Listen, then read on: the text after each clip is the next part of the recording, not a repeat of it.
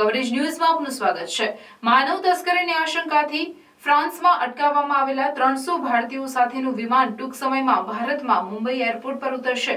તેણે સોમવારે સવારે ફ્રાન્સના વેટ્રી એરપોર્ટથી ઉડાન ભરી હતી। ફ્રાન્સની કોર્ટના આદેશ બાદ તેને ઉડાન ભરવાની મંજૂરી આપવામાં આવી રહી છે।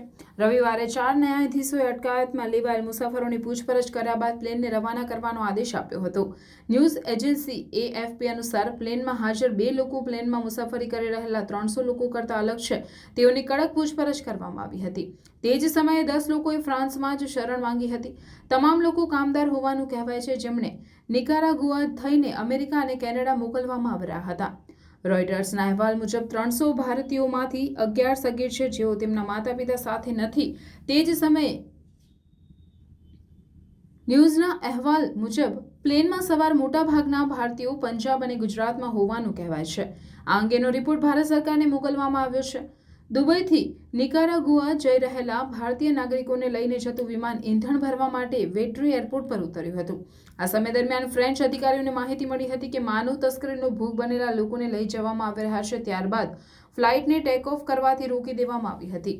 વેટ્રી એરપોર્ટના રિસેપ્શન હોલને વેઇટિંગ એરિયામાં ફેરવી દેવામાં આવ્યો હતો અને તમામ મુસાફરોને ત્યાં રાખવામાં આવ્યા હતા।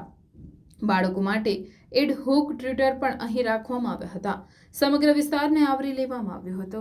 अन्य खबरों के लिए चैनल को सब्सक्राइब कीजिए।